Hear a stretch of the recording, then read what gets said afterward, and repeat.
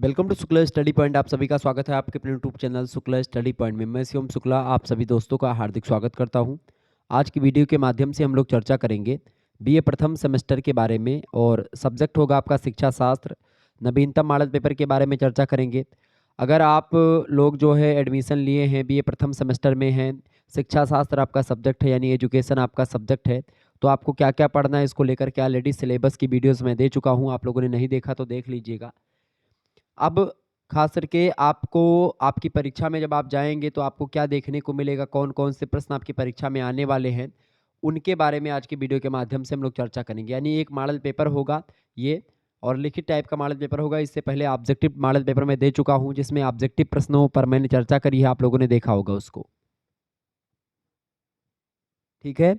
तो अब हम लोग जो चर्चा करेंगे वो होगा लिखित टाइप का मॉडल पेपर जिसमें अति लघु उत्तरीय, लघु उत्तरीय और दीर्घ उत्तरीय प्रश्नों पर हम लोग चर्चा करेंगे। बहुत ही बारीकी से हम हर एक प्रश्नों को समझने का प्रयास करेंगे। बीए प्रथम वर्ष प्रथम सेमेस्टर शिक्षा शास्त्र में आपको पढ़ना होता है कंसेप्चुअल फ्रेमवर्क ऑफ एजुकेशन, यानी अंग्रेजी में बोलते हैं conceptual framework of education, Hindi में इसको बोलते हैं शिक्षा की वैचारिक रूपरेखा या शिक्षा की संकल्पीय रूपरेखा। ठीक है? तो इसी के बारे में हमको जानना है। लिखित मॉडल पेपर है, यही प्रश्न आपकी परीक्षा में आने वाले, तो इन प्रश्नों को आप तैयार कर लीजिएगा, चर्चा हम करेंगे। ठीक है, चलिए। शिक्षा शास्त्र बीए प्रथम वर्ष प्रथम semester education conceptual framework of education, शिक्षा की वैचारिक रूपरेखा के बारे में चर्चा होनी है। नवीनतम मॉडल पेपर है 2024 की परीक्षाओं के लिए। सभी प्रश्न आपको करने अनिवार्य होते हैं खंड आ से, और 50 शब्दों में एक प्रश्न का उत्तर आपको देना है। 10 क्वेश्चंस आपको अति लघु उत्तरीय के दिए जाएंगे जिनमें से आपको सभी प्रश्न करने होंगे। ओके, और एक प्रश्न का उत्तर आपको 50 शब्दों में लिखना है और उसके लिए आपको 2 अंक या 1.5 नंबर मिलेंगे। ठीक है, आइए अब हम देखते हैं कि कौन कौन से प्रश्न आपकी परीक्षा में अति लघु उत्तरीय, लघु उत्तरीय और दीर्घ उत्तरीय में कैसे कैसे प्रश्न बनेंगे, उनको समझते हुए आगे बढ़ेंगे। तो देखिए, पहला प्रश्न आपकी स्क्रीन पर आ चुका है। शिक्षा की परिभाषा दीजिए। बहुत ही महत्वपूर्ण प्रश्न है और परीक्षा में पिछले 2 वर्षों से ये प्रश्न लगातार पूछा जा रहा है।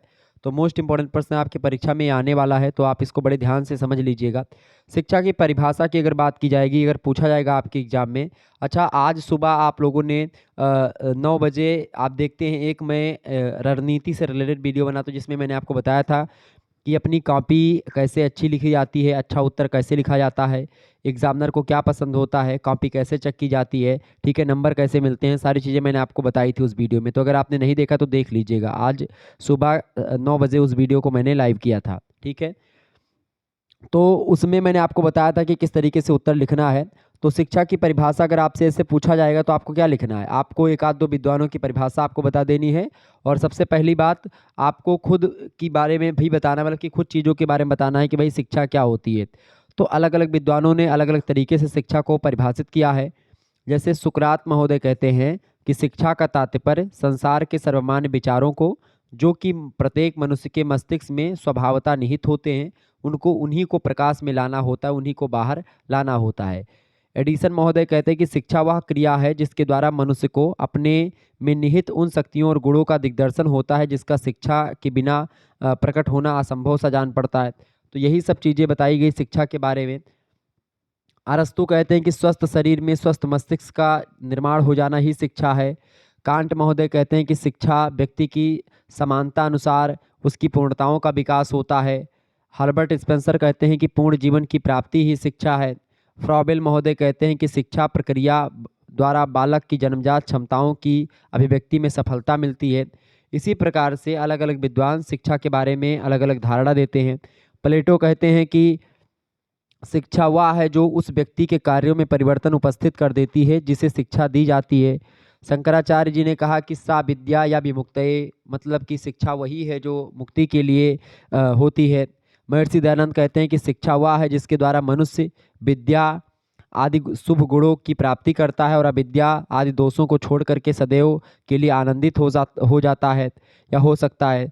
इसी प्रकार से अलग अलग विद्वानों ने शिक्षा को लेकर के अलग अलग चीज़ें बताई हैं जिसके बारे में, अच्छा, स्वामी विवेकानंद जी का बड़ा जबरदस्त कथन है शिक्षा को लेकर के। उन्होंने कहा कि शिक्षा मनुष्य में अंतर्निहित पूर्णता की अभिव्यक्ति होती है। तो ये अलग अलग विद्वानों ने तो परिभाषा बता दी। तो आप दो भी विद्वान, अगर किसी इन्हीं जो मैंने आपको परिभाषाएं बताई, इनमें से किन्हीं दो विद्वानों की भी परिभाषाओं को अगर आप लिख देंगे अपने एग्जाम में तो आपको बढ़िया नंबर मिलेगा। ठीक है, लेकिन एक बात और ध्यान रखिएगा, अति लघु उत्तरीय में तो आप ऐसे विद्वानों के अनुसार परिभाषा लिख दीजिएगा, आपको नंबर मिल जाएगा।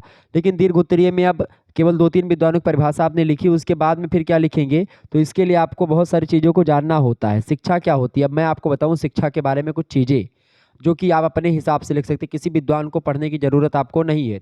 आप समझे, सबसे पहली बात शिक्षा में क्या होता है। शिक्षा जो होती है एक सतत चलने वाली प्रक्रिया होती है। चाहे आप विशेषता मान लो इसको शिक्षा की, और चाहे आप एक शिक्षा के बारे में जानकारी मान लो, तो शिक्षा सतत चलने वाली प्रक्रिया मतलब हमेशा चलने वाली प्रक्रिया है। जब से मनुष्य पैदा हुआ तब से लेकर के आज तक शिक्षा जो है वो रही है, और शिक्षा आगे रहेगी भी। और जो जन्म से शुरू होती है और मृत्यु तक हमेशा चलती रहती है। बच्चा जब पैदा होता है तब से लेकर के जब तक मर नहीं जाता है तब तक वो सीखता ही रहता है। क्लियर। तो पहली बात। दूसरी बात ये कि शिक्षा केवल शिक्षण संस्थाओं तक ही सीमित नहीं होती है, बल्कि जीवन के सभी क्षेत्रों में संबंध प्रक्रिया मतलब समस्त प्रक्रियाओं से जो अन्य जीवन की प्रक्रियाएं होती हैं उनसे भी रिलेटेड होती है शिक्षा। ठीक है, ये बात ध्यान रखेंगे। इसके अलावा शिक्षा जो होती है चेतन रूप से चलने वाली प्रक्रिया है। इसे चलाने के लिए प्रयास करने पड़ते हैं। मतलब ये खुद नहीं चलती है, इसको आगे बढ़ाने के लिए कई सारे काम करने पड़ते हैं।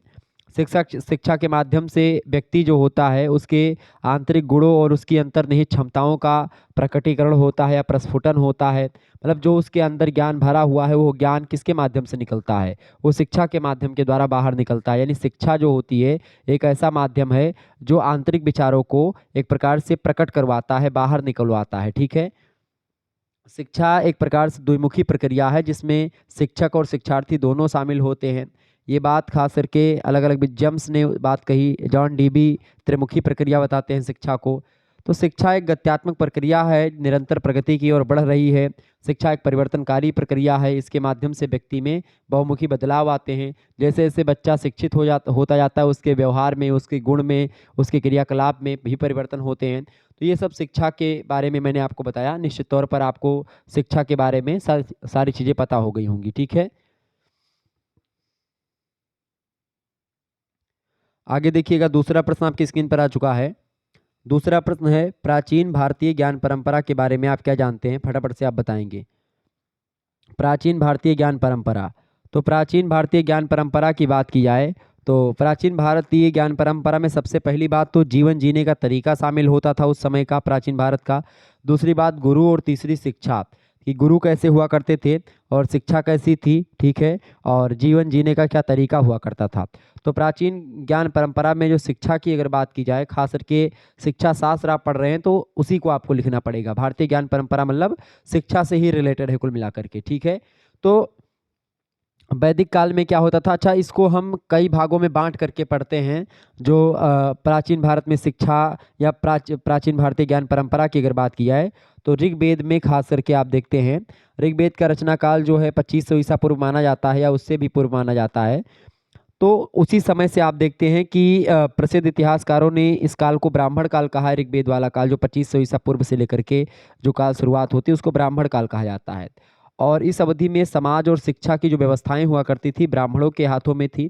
और इस संपूर्ण काल में वेदों का अत्यधिक महत्व रहा, और इसी कारण से इसको हम वैदिक काल कहते हैं। ठीक है, ये बात ध्यान रखेंगे। भारतीय या प्राचीन भारतीय ज्ञान परंपरा की बात की जाए उसी को वैदिक कालीन शिक्षा भी कहते हैं। उसमें उसके अंतर्गत 5 परंपराएं मुख्य रूप से भारतीय ज्ञान परंपरा में 5 भाग बांट सकते हैं, 5 परंपराएं रही हैं। पहली परंपरा रही शिक्षा की वैदिक कालीन शिक्षा। वैदिक कालीन शिक्षा जो चली है वो चली है 2500 ईसा पूर्व से लेकर के 500 ईसा पूर्व तक जो समय काल रहा है ये वैदिक कालीन शिक्षा का युग रहा है। दूसरा जो प्राचीन भारतीय ज्ञान परंपरा रही वो रही है बौद्धकालीन शिक्षा।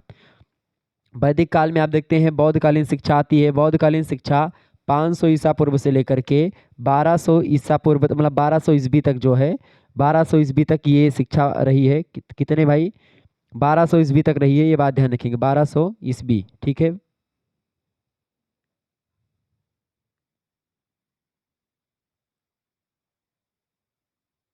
इसके अलावा जो तीसरी शिक्षा प्रणाली आई वो आई मुस्लिम कालीन शिक्षा।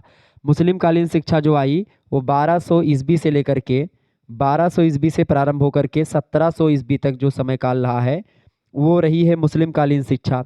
चौथी जो शिक्षा आई है वो आई है ब्रिटिशकालीन शिक्षा। ब्रिटिशकालीन शिक्षा जो है 1700 ईस्वी से प्रारंभ होती है और 1947 तक जो है वो रहती है।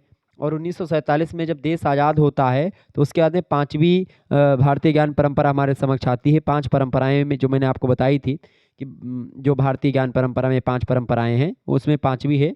जब भारत अपना आज़ाद होता है 1947 में, फिर उसके बाद में जो शिक्षा प्रणाली आती है उसको बोलते हैं स्वतंत्र भारत में शिक्षा। ठीक है, तो इसमें खास करके आप देखते हैं 1947 से लेकर के जो अब तक का समय काल रहा है वो स्वतंत्र भारत में शिक्षा की बात की जा रही है। तो ये 5 परंपराएं खास करके प्राचीन भारत की रही हैं। प्राचीन भारत की ज्ञान परंपरा में 5 परंपराएं मुख्य रूप से आप जानते हैं। क्लियर, आगे बढ़ते हैं और भी चीज़ों को जानते हैं।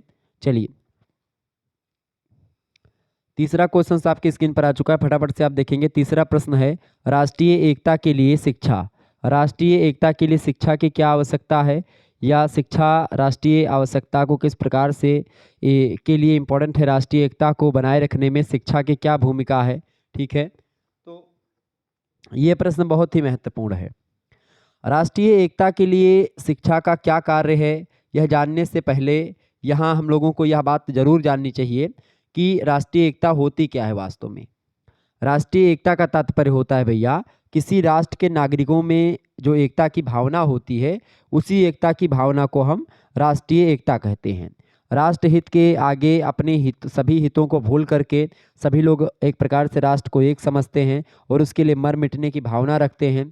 राष्ट्र हित के आगे अपने हितों का त्याग करते हैं। इसी भावना को राष्ट्रीय एकता कहते हैं, राष्ट्रीयता कहते हैं शॉर्ट फॉर्म में।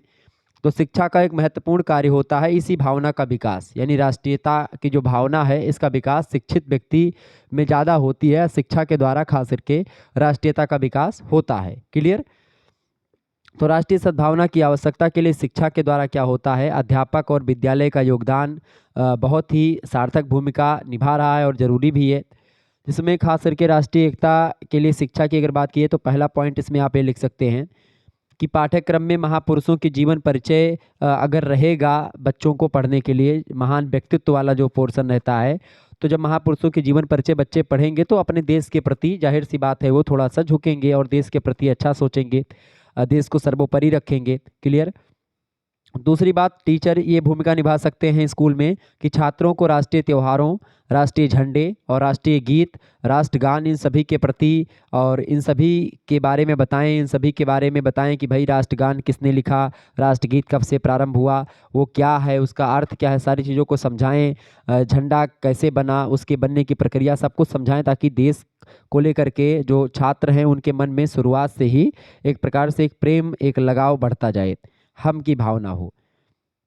तीसरी बात, राष्ट्रीय सद्भावना की आवश्यकता के लिए शिक्षा में खास करके अध्यापक किस प्रकार से भूमिका निभा सकता है। और अध्यापक ही एक प्रकार से टीचर जो होता है वही शुरुआत से अगर बच्चों को देश के प्रति बताएगा तभी बच्चे देश के बारे में और देश को आगे बढ़ाने के बारे में सोचेंगे।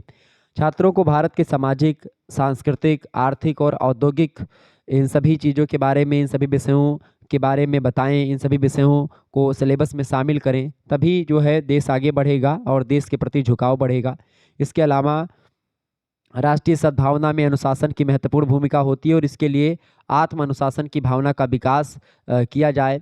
इसके अलावा छात्रों को विभिन्न धर्म, वर्ग, संप्रदाय के साथ राष्ट्रीय सद्भाव और प्रेम की भी शिक्षा देनी चाहिए, ताकि भले ही वो अलग अलग धर्म के, अलग अलग जाति के, अलग अलग जो है कलर के लोग हों किसी भी देश में, तो उसको लेकर के कोई मतभेद ना हो, सभी समान हैं, इस प्रकार की धारणा बताई जाए, बच्चों को संविधान से अवगत करवाया जाए, तो राष्ट्रीयता की भावना वहाँ से प्रबल होती है। जब राष्ट्रीयता की भावना क्षेत्रवाद, संप्रदायवाद, भाषावाद और जातिवाद इन्हीं सभी से बाधित होती है, तो इन सब को अच्छे तरीके से समझाएं और बताएं कि भाई धर्म क्या होता है, धर्म की पूरी रूपरेखा समझाएं। ऐसा नहीं कि धर्म से भागे, धर्म क्या है उसको पहले समझें। कोई भी धर्म आपको लड़ना भिड़ना नहीं सिखाता है, धर्म आपको हमेशा सद्मार्ग पर चलने की प्रेरणा देता है। तो हम लोगों को आगे बढ़ना है तो सभी लोग मिलजुल करके जब आगे बढ़ेंगे तो हमारा देश आगे बढ़ेगा। अब अभी आप देखिए भारतीय टीम किस तरीके से अब लोग हिंदू मुस्लिम को लड़वाते हैं, झगड़ा करते हैं, ऐसा करके तमाम दंगे संगे करवाते हैं। अब सोचो वही मुस्लिम हिंदू सब मिल करके इकट्ठा एक टीम बनी है, भारतीय टीम, क्रिकेट की टीम। अब उसमें देखिए किस तरीके से, अब देखिए मोहम्मद शमी, मोहम्मद सिराज, बुमराह, और रोहित शर्मा, विराट कोहली, केएल राहुल, कितने बढ़िया टीम। देखिए इस समय वर्ल्ड कप में एक अलग जलवा कायम किए हुए हैं। तो जब हम एक साथ मिलेंगे, हिंदू मुस्लिम सिख ईसाई आपस में सब भाई भाई, इस बात को लेकर के जब हम आगे बढ़ेंगे तो हमारा देश जो होगा वो एकदम से पीक पर होगा, सबसे आगे होगा। और अब देखिए सिचुएशन भारत देश की इस समय किस तरीके से हर क्षेत्र में उन्नति भारत कर रहा है और ऐसे भविष्य में करता रहे। इसीलिए हम लोगों को राष्ट्रीयता की भावना अपने अंदर विकसित करनी चाहिए। तो राष्ट्रीयता की भावना कब विकसित होगी? जब हम लोग शिक्षित होंगे। जब आप शिक्षित होंगे तो जब आपको कोई गलत काम करने के लिए प्रेरित करेगा कि भैया ये काम सही है, ये काम गलत है, तो आप बताओगे कि तुम नहीं पढ़े लिखे हो, तुमको नहीं पता है, या तुम ये चीज़ नहीं जानते हो, इसके बारे में आपको जानकारी नहीं है, तो आप मुझे प्लीज़ इसके बारे में ना बताएं कि मुझे क्या करना है क्या नहीं करना है। मैंने जो अभी तक जाना है, जो मुझे करना है मैं वो कर रहा हूँ, जो आपको करना है वो आप करें, ठीक है। तो आप हमेशा सद्भावना के लिए, राष्ट्रीय सद्भावना के लिए लड़ें। अगर आप देश के लिए अपने जो है लड़ते हैं तो आप एक प्रकार से मतलब आपको किसी प्रकार की कोई डरने की आवश्यकता नहीं, और देश के लिए हमेशा आप आगे रहें। जब देश के लिए आप आगे रहेंगे तो देश भी आपका साथ देगा और सारे नागरिक भी आपके साथ देंगे, ठीक है, और दुनिया आपके साथ होगी। तो हर अपने देश के लिए हमेशा राष्ट्रीयता की भावना प्रबल तभी होगी जब शिक्षा आपको अच्छी मिलेगी, ठीक है। तो ये लिए इसीलिए राष्ट्रीयता की भावना विकास के लिए एक शिक्षित होना बहुत ज़रूरी होता है, जानकार होना। शिक्षित होने का मतलब ये नहीं है कि बस केवल किताब को पढ़ लेना या चीज़ों को जान लेना, बस वही शिक्षा होती, ना ना ना। शिक्षा का मतलब होता है जो आपके अंदर बैठा हुआ चीज़ है, आपके अंदर जो जानकारी है उसको बाहर निकालना, ठीक है, उसी का एक माध्यम है शिक्षा। तो अब ऐसा नहीं है कि आप जो है अपने देश के प्रति प्रतिकूल विचार रखें, ना ना ना। वो भी शिक्षित लोग रख सकते हैं। बहुत सारे शिक्षित लोग हैं जो तमाम प्रकार की बातें बोलते हैं माइक पर आकर के और भड़काते हैं लोगों को, फिर मार दंगा होता है और परेशान हो जाती है जनता। तो ऐसे हम लोगों को नहीं करना। हम लोगों को बहुत ही आसान तरीके से अपने काम से काम रखना है। जहाँ बात राष्ट्र की होगी वहाँ ना धर्म, ना जाति, ना लिंग, ना भेद, ना जन्म स्थान, ना क्षेत्र, ना भाषा, कुछ नहीं देखना है हमको कि हम हिंदी बोलते हैं, कि हम अंग्रेजी बोलते हैं, संस्कृत बोलते हैं, कि तेलुगु, तमिल, कन्नड़, मलयालम, उर्दू, फारसी, बंगला क्या बोलते हैं, डोंट मैटर, पंजाबी, सिंधी क्या बोलते हैं उसको आपको नहीं सोचना है। आप किस एरिया से हैं उसको आपको नहीं सोचना है। आप किस धर्म किस जाति से हैं आपको नहीं सोचना है। जब बात, हमेशा आप ध्यान रखें, जब बात आपके देश की हो तो आप भूल जाइए कि हम किस जाति के हैं, किस धर्म के हैं। बस ये ध्यान रखें कि हम एक भारतवासी हैं और भारतीय नागरिक हैं। क्लियर? आगे बढ़ते हैं। चौथा क्वेश्चन आपकी स्क्रीन पर आ चुका है। औपचारिक शिक्षा की विशेषताएं बताएं। औपचारिक शिक्षा क्या है भैया? औपचारिक शिक्षा का मतलब होता है जो आप लोग पढ़ते हैं शिक्षा, खास किताबी ज्ञान जो होता है उसी को औपचारिक शिक्षा कहते हैं। मतलब कि एक सिलेबस हो और उसी सिलेबस को एक समय के भीतर में पढ़ाया जाए, एक विधिवत तरीके से लेक्चर वाइज नोट्स बनवाए जाए। ये तमाम प्रकार की जो शिक्षा आप लोग स्कूल में पढ़ते हैं, विद्यालय में पढ़ते हैं, वो होती है औपचारिक शिक्षा। और अनौपचारिक जो शिक्षा होती है, जो आप एक प्रकार से कोई समय का बाउंडेशन नहीं होता है, आप चाहे बीए करो, चाहे एमए करो, चाहे पहले आप इंटर पढ़ो, मतलब मनुष्य जब से पैदा होता है जब तक मर नहीं जाता तब तक वो शिक्षा जो सीखता है, कोई क्रमबद्ध शिक्षा नहीं होती, कोई सिलेबस नहीं होता, कोई टीचर पढ़ाने वाला नहीं होता। हर एक व्यक्ति टीचर बन जाता है, हर एक व्यक्ति एक प्रकार से शिक्षक और हर एक व्यक्ति स्टूडेंट होता है उसमें, ठीक है। तो वो होती है अनौपचारिक शिक्षा, जिसमें कोई सरकारी या कोई नियम कायदा ज़्यादा ना हो, ठीक है, कोई स्कूल, कोई चार दीवारी ना हो जिसमें बैठ करके आप अध्ययन करें। तो समझें इसको। तो अनौपचारिक, देखिए 3 प्रकार की शिक्षा होती है। एक होती है औपचारिक शिक्षा जिसको फॉर्मल एजुकेशन आप बोलते हैं, एक होती है अनौपचारिक शिक्षा जिसको इनफॉर्मल बोलते हैं, और एक होती है निरौपचारिक शिक्षा जिसको आप नॉन फॉर्मल बोलते हैं, ठीक है। ये बात ध्यान रखेंगे। तो निरौपचारिक जो शिक्षा होती है उसकी अगर बात की है तो वह शिक्षा औपचारिक शिक्षा की भांति विद्यालय, महाविद्यालय और विश्वविद्यालयों की सीमा में बंधी नहीं होती है। निरौपचारिक शिक्षा, ये शिक्षा खास करके आप देखते हैं कि इसमें फ़र्क केवल होता है उसकी योजना में, ठीक है, बहुत लचीली होती है ये। इसका मुख्य उद्देश्य सामान्य शिक्षा का प्रसार और शिक्षा की व्यवस्था करना होता है, ठीक है, ये बात ध्यान रखेंगे। औपचारिक शिक्षा का एक प्रकार से अगर बात की जाए, औपचारिक शिक्षा क्या होती है भैया, अभी मैं समझा दे रहा हूँ औपचारिक शिक्षा के बारे में। तो औपचारिक शिक्षा जो होती है उसकी अगर बात की जाए, सबसे पहले समझें, मैं तीनों शिक्षाओं के बारे में भी आपको समझाऊंगा, लेकिन पूछा गया है औपचारिक शिक्षा। तो औपचारिक शिक्षा यानी फॉर्मल एजुकेशन जो होता है, नियमित शिक्षा प्रक्रिया को औपचारिक शिक्षा कहते हैं। इस प्रक्रिया में क्या होता है, छात्र छात्रा को नियमित रूप से किसी शिक्षा संस्थान में शिक्षा प्राप्त करने जाना होता है। अध्यापक भी नियमित रूप से छात्रों को शिक्षा प्रदान करवाते हैं। या फिर यूँ कहें कि औपचारिक शिक्षा वह शिक्षा है जो प्रत्यक्ष रूप से उत्तरदायित्व ग्रहण करने वाली संस्थाओं के द्वारा संचालित की जाती है। क्लियर, ये बात ध्यान रखेंगे। तो औपचारिक शिक्षा एक निश्चित योजना के अकॉर्डिंग पढ़ाई जाती है, एक सिलेबस होता है, एक मास्टर होता है, एक और विद्यार्थी होते हैं और वो पढ़ते हैं एक निश्चित समय सीमा के भीतर। क्लियर। ब्राउन महोदय ने औपचारिक शिक्षा के 5 साधन बताए हैं। कौन कौन से? पहला बताया विद्यालय, दूसरा बताया पुस्तकालय, तीसरा बताया वाचनालय यानी कि जिसमें लेक्चर होता है, और चौथा होता है संग्रहालय, ठीक है, और पांचवा संग्रहालय मतलब जहाँ पर किताबें और सारी चीज़ें इकट्ठा रहती हैं उसको बोलते हैं। संग्रहालय में किताब के अलावा हस्तलिपियाँ और भी बहुत सारी चीज़ें इकट्ठा रहती हैं, ठीक है। पांचवा होता है आपका कला और छठा होता है व्यायामशाला।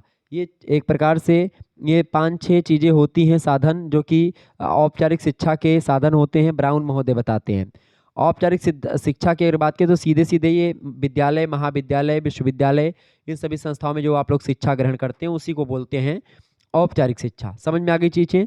तो खास करके औपचारिक शिक्षा शिक्षण संस्थाओं के नियम के द्वारा बंधी होती है। निश्चित आयु वर्ग मतलब एक समय होता है, एक एज होती है पढ़ने की, ठीक है। और औपचारिक शिक्षा के लक्ष्य और उद्देश्य पहले से निर्धारित होते हैं कि आप ये पढ़ोगे तो ये बनोगे, वो पढ़ोगे तो बनोगे, इस प्रकार से ये शिक्षा होती है, ठीक है। ये होती है औपचारिक शिक्षा। जबकि बात की जाए इनफॉर्मल एजुकेशन की यानी कि अनौपचारिक शिक्षा की, तो अनियमित शिक्षा को अनौपचारिक शिक्षा कहते हैं। इस प्रकार की शिक्षा में किसी चीज़ की निश्चितता बिल्कुल भी नहीं होती है। जैसे पत्राचार के माध्यम से आप कहीं पर पेपर पढ़ रहे हैं उससे सीख लें, कोई कार्यक्रम आ रहा है टीवी पर उसको आप देख करके जान लें, ठीक। किसी किसी से आप जनसंचार करके किसी से आप जो है बातचीत करके सीख लें कोई चीज़, तो वो सब चीज़ें क्या होती हैं? वही सब चीज़ें होती हैं अनौपचारिक शिक्षा। अनौपचारिक शिक्षा की बात की जाए तो ये एक प्रकार से शिक्षा का व्यापक रूप होता है। अनौपचारिक शिक्षा व्यक्ति के जीवन में जन्म से लेकर के मृत्यु तक चलती रहती है और इसके लिए किसी निश्चित संस्था की आवश्यकता नहीं पड़ती है, किसी शिक्षक की यानी किसी टीचर की, किसी पाठ्य पुस्तक की या किसी शिक्षण विधि की, इन सभी की आवश्यकता बिल्कुल नहीं होती है। बालक समाज में रह करके अनुभवों के द्वारा ये सारी चीज़ें खुद ही सीख जाता है, इसको कोई सिखाता नहीं है। क्लियर, ये बात ध्यान रखेंगे। तो अनौपचारिक शिक्षा जीवन प्रयत्न चलने वाली एक प्रक्रिया है और इसी कारण संपूर्ण विश्व शिक्षा प्राप्त करने का एक प्रकार से व्यापक स्थान होता है। कहीं पर रह करके कभी भी किसी भी सिचुएशन में किसी भी समय में आप इस शिक्षा को ग्रहण कर सकते हैं। तो अनौपचारिक शिक्षा के माध्यम से बालक जो अनुभव प्राप्त होता है बालक को, उसे चरित्र और व्यक्तित्व के विकास में सहायता मिलती है उससे। तो कहीं ना कहीं पे अनुभवात्मक शिक्षा या किताबी कीड़ा नहीं होती है ये अनौपचारिक शिक्षा। औपचारिक शिक्षा किताब वाला जो ज्ञान होता है स्कूल में जितना पढ़ते हैं उतना, लेकिन जो अनुभव के द्वारा आप सीखते हैं दिन प्रतिदिन उसको बोलते हैं औपचारिक शिक्षा, सॉरी अनौपचारिक शिक्षा। अगर बात की जाए अच्छा अनौपचारिक शिक्षा का उद्देश्य क्या होता है, जैसे कि अनौपचारिक शिक्षा के प्रमुख साधन होते हैं, परिवार से आप कुछ सीखते हैं, कुछ समुदायों से आप सीखते हैं, मित्र मंडली से अपने सीखते हैं, धर्म से सीखते हैं, समाज से सीखते हैं, खेल के मैदान से आप सीखते हैं, प्रकृति से सीखते हैं, ठीक है। तो ये होता है सीखने का कुछ स्थान अनौपचारिक शिक्षा में। जबकि बात की जाए निरौपचारिक शिक्षा की, जिसको आप नॉन फॉर्मल एजुकेशन बोलते हैं, नॉन फॉर्मल एजुकेशन की अगर बात की जाए तो निरौपचारिक शिक्षा जो होती है ये शिक्षा पद्धति जीवन प्रयत्न चलती रहती है। निरौपचारिक शिक्षा कार्यक्रमों के संचालन में लचीला होता है और उद्देश्य सामान्य शिक्षा का प्रसार करना होता है इसका। इस शिक्षा के अनुदेशक के कर्तव्य समान अध्यापक से भिन्न होते हैं। निरौपचारिक शिक्षा के माध्यम मतलब पाठ्यक्रम यद्यपि निर्धारित होते हैं परंतु छात्रों की विशिष्ट आवश्यकता के अनुसार उसमें परिवर्तन भी किया जा सकता है। तो ये होती निरौपचारिक शिक्षा। यह शिक्षा पद्धति व्यक्तिगत और राष्ट्रीय दोनों समस्याओं के निदान में महत्वपूर्ण भूमिका निभाती है, ठीक है। और आपको बता दूं निरौपचारिक शिक्षा के अंतर्गत संचालित कार्यक्रम जन शिक्षा के प्रसार तथा निरक्षरता उन्मूलन के प्रमुख रूप में, जैसे कि मान लेते हैं कोई जो साक्षरता अभियान चलाया गया है वो निरौपचारिक शिक्षा के द्वारा चलाया गया। आप जैसे कोई कार्यक्रम आपको जगाने के लिए, आपको समझाने के लिए किया जा रहा है आपके गाँव में, तो वो होता है निरौपचारिक शिक्षा का कार्यक्रम, ठीक है। ये बात ध्यान आ गई। तो इस प्रकार से ये होती है निरौपचारिक शिक्षा। निरौपचारिक शिक्षा का सिलेबस या ये सारी चीज़ें फिक्स होती है, लेकिन इसमें कोई संस्था में जाकर के नहीं पढ़ना होता है। एक कार्यक्रम चलाया जाएगा, गांव-गांव में जानकारी दी जाएगी, आ करके बताएंगे। तो प्रसार शिक्षा जो होती है उसी को निरौपचारिक शिक्षा भी कहते हैं, प्रसार कार्यक्रम के द्वारा, ठीक है, ताकि क्या किया जाए, साक्षरता बढ़ाया जाए, निरक्षरता को कम किया जाए। तो ये सब शिक्षा, ठीक है, ये बात ध्यान रखें। इसके सांस्कृतिक, सामुदायिक, सामाजिक, भौतिक और शैक्षिक कई उद्देश्य हैं। क्लियर, ये बात ध्यान रखेंगे। आगे बढ़ते हैं और भी चीज़ों को जानने का प्रयास करते हैं। तो बहुत ही आसान तरीके से हम लोगों ने औपचारिक, नौपचारिक, अनौपचारिक, निरौपचारिक और औपचारिक शिक्षाओं को जान लिया। 5वां प्रश्न है, शिक्षा के संवैधानिक प्रावधान बताएं। शिक्षा के संवैधानिक प्रावधान क्या क्या है भाई, फटाफट से आप बताने का प्रयास करेंगे। तो शिक्षा के संवैधानिक प्रावधान की अगर बात की जाए तो भारतीय संविधान में शिक्षा के बारे में कहाँ कहाँ चीज़ें बताई गई हैं, वही है शिक्षा का संवैधानिक प्रावधान। तो भारतीय संविधान की अगर बात की जाए तो भारतीय संविधान में अनुच्छेद 21 का एक का है। अनुच्छेद 21 के का में शिक्षा का अधिकार दिया गया है और भारतीय सरकार के द्वारा 6 से लेकर के जो 14 साल के बच्चे हैं, 6 से 14 साल के जो बच्चे हैं उन सभी को सरकार के द्वारा कानून के जरिए निर्धारित रूप से निःशुल्क और अनिवार्य शिक्षा प्रदान की जाएगी। ये एक मौलिक अधिकार है हर एक बच्चे का। 6 से और 14 साल के बीच के जो बच्चे हैं वो प्राइमरी में बिल्कुल निःशुल्क रूप से पढ़ते हैं, उसमें किसी प्रकार की फीस नहीं लगती है। ये अनुच्छेद 21 का कहता है, ये एक मौलिक अधिकार भी अब हो गया है। तो पहली बात संविधान में प्रावधान किया गया कि 6 से 14 साल के बच्चे फ्री में स्कूल कॉलेज मतलब स्कूल में पढ़ सकते हैं, वो भी प्राइमरी जो स्कूल है सरकार के द्वारा बनाई गई। दूसरा प्रावधान है अनुच्छेद 24 में, अनुच्छेद 24 ये भी मौलिक अधिकारों की ही संज्ञा में आता है। इसमें एक प्रकार से अनुच्छेद 23 और अनुच्छेद 24 में खास करके शोषण के विरुद्ध अधिकार है। उसमें बच्चों को लेकर के खास करके ये बताया गया कि कारखानों में बच्चों के रोजगार पर निषेध किया गया है। मतलब जो बड़े कारखाने हैं जहाँ पर खतरा होता है वहाँ पर 6 से 14 साल के बच्चे जो हो या फिर 14 साल से कम के बच्चों को आप नहीं काम दे सकते हैं। अगर आप ऐसा करते हैं तो फिर दिक्कत की बात है। किसी खदान में, किसी फैक्ट्री में, किसी खतरनाक रोजगार में अगर आप 14 साल से नीचे बच्चे को काम देते हैं तो फिर दिक्कत की बात है। चूँकि अगर आप काम नहीं देंगे तो बच्चा ऑटोमेटिकली पढ़ेगा। इसी पढ़ने के चीज़ों पर फोकस करने के लिए ही एक मौलिक अधिकार बनाया गया था इसको, ताकि बच्चे जो हैं वो पढ़ाई पर ज़्यादा ध्यान दें, काम पर ना ध्यान दें। ठीक है। और ये बात मौलिक कर्तव्य में भी शामिल की गई है। 11वां मौलिक कर्तव्य यही है कि प्रत्येक माता पिता का कर्तव्य है कि वो अपने 6 से 14 साल के बच्चों को निःशुल्क और अनिवार्य शिक्षा उपलब्ध करवाने के लिए मतलब एक प्रकार से वो उनका कर्तव्य है कि वो भेजें। कहाँ भेजें? स्कूल में भेज दें ताकि बच्चे पढ़ें। क्लियर? ये बात ध्यान रखेंगे। अनुच्छेद 51 के का में बातें बताई गई हैं। इसके अलावा जो तीसरा प्रावधान है वो ये है अनुच्छेद 39। अनुच्छेद 39 जो है 39 वो खास करके नीति निर्देशक सिद्धांत है, DPSPs है, directive principles of state policies है। अनुच्छेद 39 जो है उसमें बताया गया कि सरकार के द्वारा विशिष्टता अपनी नीति को मजदूरों के स्वास्थ्य और बाल संरक्षण, इसके अलावा पुरुषों और महिलाएं तथा कम उम्र के बच्चों का शोषण न होने देने और आर्थिक ज़रूरतों के कारणों नागरिकों को उनकी उम्र और अपनी उम्र और ताकत के लिए अनुपयुक्त उद्यम में प्रवेश न करने के प्रति निर्देशित करना होता है। कि मतलब अगर किसी को लग रहा है कि भाई इस व्यक्ति को ऐसा काम नहीं करना चाहिए, वो उसके काबिल नहीं, तो उसको नहीं करना चाहिए। तो इस प्रकार से सारी चीज़ें बनाई गई। शिक्षा का संवैधानिक प्रावधान भी किया गया। 15 अगस्त सन 1947 को भारत ब्रिटिश दासता से मुक्त होता है। स्वतंत्रता के बाद में आप देखते हैं 26 जनवरी 1950 ईस्वी को भारतीय संविधान लागू होता है और भारतीय संविधान में शिक्षा संबंधित कई सारे विषयों को शामिल किया गया। भारतीय संविधान के खंड 3 और खंड 4 यानी भाग 3 और भाग 4 यानी मौलिक अधिकार और मौलिक मौलिक अधिकार, मौलिक कर्तव्य, नीति निर्देशक सिद्धांत, इन सभी में आप देखते हैं शिक्षा को लेकर के कई सारी बातें कही गई। जैसे कि प्राथमिक शिक्षा की अनिवार्यता, अल्पसंख्यकों की शिक्षा, शिक्षा अधिकारों में समानता, अनुसूचित जाति और जनजाति के बालकों की शिक्षा, धार्मिक शिक्षा की स्वतंत्रता। आप किसी भी धर्म के जैसे कि जो मदरसे वगैरह में आप पढ़ते हैं तो उसके लिए भी धार्मिक शिक्षा का प्रावधान किया गया। शिक्षा के माध्यम खास करके हिंदी भाषा के विकास को लेकर के बढ़ावा मिला। तो ये सब शिक्षा के संवैधानिक प्रावधान किए गए। क्लियर? ये बात ध्यान रखेंगे। आगे बढ़ते और भी चीज़ों को जानने का काम करते हैं। तो ये थे शिक्षा के संवैधानिक प्रावधान। छठा क्वेश्चन आप देखेंगे, प्रश्न है लोकतंत्र और शिक्षा। लोकतंत्र और शिक्षा के बारे में कुछ बताएं भाई। लोकतंत्र को क्या बोलते हैं अंग्रेजी में? लोकतंत्र को अंग्रेजी में क्या बोलते हैं भैया? फटाफट से आप बताने का प्रयास करेंगे। लोकतंत्र को एक नाम और है, हिंदी में बोलते हैं प्रजातंत्र। ठीक है, तो डेमोक्रेसी बोलते हैं इसको अंग्रेजी में। ये बात ध्यान रखेंगे। क्या बोलते हैं भैया? डेमोक्रेसी बोलते हैं।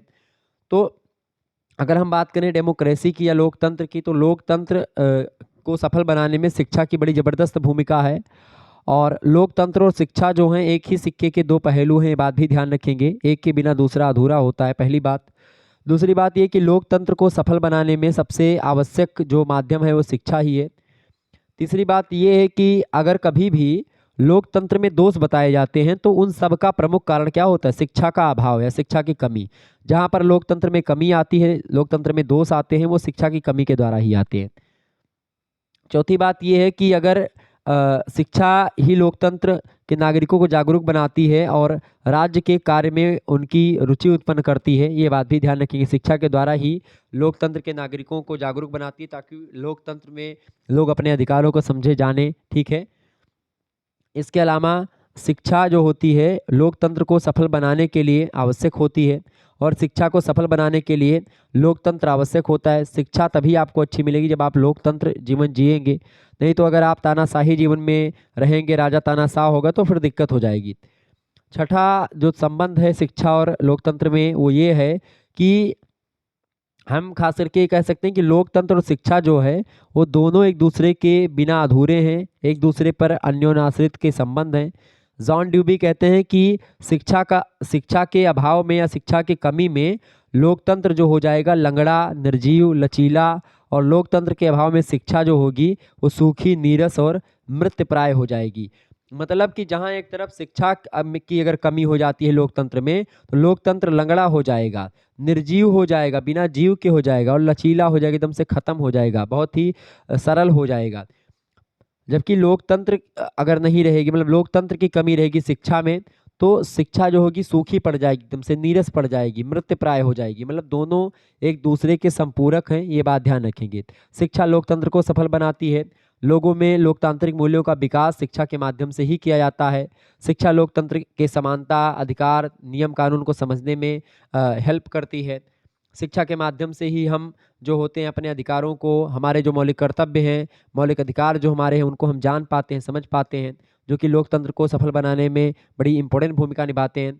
ठीक है, तो शिक्षा में लोकतंत्र का मतलब यह है कि प्रत्येक व्यक्ति को बिना किसी भेदभाव की शिक्षा दी जाए, तो तभी तो आप शिक्षित हो पाएंगे। लोकतांत्रिक शिक्षा का प्रमुख लक्ष्य होता है लोगों का कल्याण करना। लोकतांत्रिक शिक्षा के अंतर्गत बच्चों की बुद्धि लब्धि, प्रगति, मतलब प्रजाति, धर्म, सामाजिक स्थिति, आर्थिक स्थिति, इन सभी भिन्नता होने के बावजूद भी सबके लिए शिक्षा के समान अवसर मिलते हैं। सभी को समान अवसर दिया जाता है ताकि वो आगे बढ़ सके। ठीक है, ये बात ध्यान रखेंगे। तो ये सब होती है लोकतंत्र और शिक्षा के बारे में कुछ संबंध जो मैंने आपको बताए। मैं बहुत सारी चीज़ें आपको बता देता हूँ, तो जो भी आपको वहाँ पर याद रहेंगी उन चीज़ों को आप लिख दीजिएगा, तो भी आपको नंबर अच्छा मिल जाएगा। अगला प्रश्न है, पूर्व प्राथमिक शिक्षा की समस्याएं बताइए। पूर्व प्राथमिक शिक्षा की कई सारी समीक्षाएं हैं, मतलब जो है क्या हैं, समस्याएं हैं। पूर्व प्राथमिक शिक्षा का मतलब होता है कि जो खास करके नर्सरी से पहले की शिक्षा या नर्सरी केजी जो होती है, मतलब कक्षा 1 से पहले की शिक्षा पूर्व प्राथमिक शिक्षा कहलाती है। क्लियर, ये बात ध्यान रखेंगे। तो पूर्व प्राथमिक शिक्षा की अगर बात की जाए तो ये बच्चों को एक प्रकार से खास करके आप देखते हैं शुरुआत की जो शिक्षा है वही होती है। तो इसकी कई सारी समस्याएं हैं। सबसे पहली बात तो उद्देश्य की समस्या है इसमें, क्योंकि पूर्व प्राथमिक की संख्या, बच्चों की संख्या में निरंतर वृद्धि हो रही है। विद्यालय विभिन्न उद्देश्यों को ध्यान में रख करके बनाए जाते हैं, परंतु अभी तक इसके कोई उद्देश्य निश्चित नहीं है। ये विद्यालय बालक को थोड़ा ज्ञान भले ही दिला दे, परंतु उसका समग्र विकास नहीं करते हैं और ना ही कर सकते हैं, ना ही उपयुक्त वातावरण का सृजन कर पाते हैं विद्यालय। तो ऐसी स्थिति में जो बच्चों को छोटे से कक्षा क्या 3 साल के बच्चे से का एडमिशन अब हो जाता है, पहले 5 साल पे एडमिशन होता था। तो बच्चों का जो बचपन होता है वो माता पिता उनको डांट डपट करके बस घर से मार वार करके भेज देते हैं, जाओ पढ़ो पढ़ो पढ़ो पढ़ो, बस बच्चे को एक ही काम बताते हैं कि भाई पढ़ो, जा करके स्कूल में भेज देंगे। अपने सर पर नहीं, मतलब बच्चों का जो पारिवारिक वातावरण था उससे उनका ध्यान कट जाता है और केवल बच्चे पढ़ाई लिखाई पर ही ध्यान दे पाते। तो ऐसे में उनका बचपना जो होता है वो कहीं ना कहीं पे ख़त्म सा हो जाता है। क्लियर, तो इसका कोई उद्देश्य नहीं पूर्व प्राथमिक शिक्षा का, बस ऐसे पूर्व प्राथमिक शिक्षा पढ़ाई जाने लगी विदेशों में, तो लोगों ने यहाँ पर भी सीखा और केजी, यूकेजी, एलकेजी, दुनिया भर का केजी फेजी बना करके और पढ़ा रहे हैं। तो ये सब चीज़ें हो गई, उद्देश्य की समस्या है सबसे पहली। दूसरी समस्या ये है कि धन का अभाव भी होता है, क्योंकि पूर्व प्राथमिक शिक्षा की असंतोषजनक स्थिति का प्रमुख कारण होता है धनाभाव। भारत सरकार पूर्व प्राथमिक शिक्षा पर संपूर्ण शिक्षा पर किए जाने वाले व्यय का लगभग 0.2% ही व्यय करती है। मतलब लगभग एक शिशु पर लगभग 15 रुपये वार्षिक व्यय करती है, जो अत्यंत ही बहुत ही कल्प होता है, बहुत ही अल्प है, बहुत ही कम है। फिर भी आप देखते हैं बहुत ही एक प्रकार से समस्या है धन के अभाव की, चूँकि खास करके 15 रुपये बहुत पहले की ये डाटा मैं आपको बताया हूँ। चूँकि अब उस पर रिसर्च नहीं हुआ, हालांकि रिसर्च होगा तो बहुत सारे मतलब बहुत ही कम पैसा खर्च होता है इस पर। इसको कारण से भी इसके कारण से भी दिक्कतें आती हैं। तीसरी समस्या है अभिभावकों की अज्ञानता, चूँकि जो माता पिता हैं वो भी कहीं न कहीं पे चीज़ें नहीं जानते हैं। आज भी आप देखते हैं देश की लगभग 36% जनसंख्या जो है निरक्षर है, पढ़ी लिखी नहीं है। तो ऐसे अभिभावक को छात्र को विद्यालय भेजने में कोई रुचि नहीं लेते बहुत सारे बच्चे, मतलब बहुत सारे जो माता पिता होते हैं। तो ऐसी स्थिति में क्या होता है कि कुछ बच्चे तो पढ़ पाते हैं, कुछ बच्चे नहीं पढ़ पाते हैं। तो ऐसी स्थिति में सभी एवरेज नहीं हो पाते। प्रशिक्षित अध्यापिकाओं का या अध्यापकों का अभाव होता है। कभी-कभी क्या होता है कि बहुत ही कम पैसे पर लोग मैडम को रख लेते हैं प्राइवेट कॉलेज प्राइवेट स्कूल में, और फिर वो मैडम क्या होती हैं, जो उनका गुस्सा होता है, घर का गुस्सा होता है या दुनिया भर का जो टेंशन उनके सर पर होती है मैडम के, वो जो है बच्चों पर निकाल देती हैं, ठीक है? और अभी एक मैडम का वीडियो वायरल हुआ था, बच्चों को बड़ा अच्छा तरीके से ट्रीट कर रही थी, बड़ा अच्छा लगा मुझे देख कर के। तो ऐसी मैडम अगर हों पढ़ाने में, बच्चों को इतने प्यार से पढ़ाएँ तो अब बच्चे आगे बढ़ेंगे, ज़ाहिर-सी बात है। जब घर जैसा माहौल पाएँगे बच्चे तभी पढ़ पाएँगे। और बाकी अगर आप सोचें कि डंडे से मार करके बच्चे को डरा-धमका करके पढ़ाएँगे, तो वो फिर दिक्कत हो जाती है। बच्चे को समझा-बुझा करके आप पढ़ाएँ। क्लियर? कई सारी समस्याएँ और हैं, जैसे कि अपूर्ण और दोषपूर्ण पाठ्यक्रम होता है, विभाजित उत्तरदायित्व है, कई प्रकार की चीज़ें जो है समस्याएँ आ रही हैं, जो कि ख़ास करके बच्चे का अच्छा अच्छे भावना मतलब अच्छे-अच्छे जो है स्कूलों की कमी है, छपरे में कोई पढ़ा रहा है, कोई टीने में पढ़ा रहा है, साधारण जनता जो है अनपढ़ है, उचित पठन सामग्री नहीं है, नर्सरी अध्यापक प्रशिक्षण संस्थाओं की कमी है और नए प्रयोग नहीं हो रहे हैं इस पर। तो तमाम बहुत ज़्यादा फ़ीस ली जाती है, तो ऐसे में बहुत सारे लोग अपने अभिभावक जो होते हैं बच्चे के माता-पिता, वो नहीं भेजते हैं बच्चे को पढ़ने के लिए। तो पूर्व प्राथमिक शिक्षा की बहुत सारी समस्याएँ हैं, ये बात ध्यान रखेंगे। और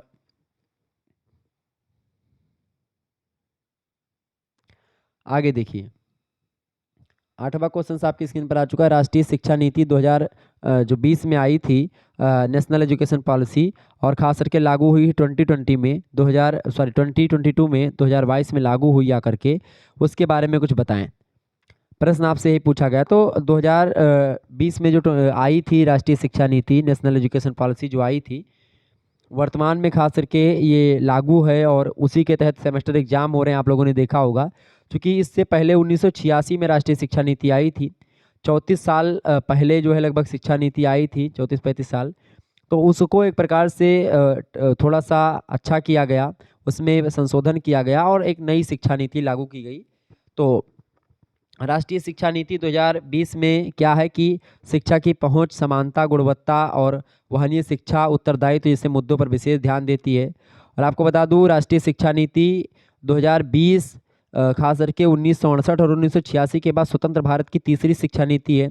इसके अलावा आपको बता दूं कि जो नई शिक्षा नीति आई है, ये जो वर्तमान समय में 10+2 का शैक्षिक मॉडल था, जो उसको हटा करके अब इस समय 5+3+3+4 के पैटर्न पर आगे बढ़ेगी। ठीक है, ये बात ध्यान रखेंगे। +3 मतलब +5 मतलब 5+3+3+4 का मतलब क्या है? 5 साल जो होता है फाउंडेशन स्टेज उसको बोलते हैं।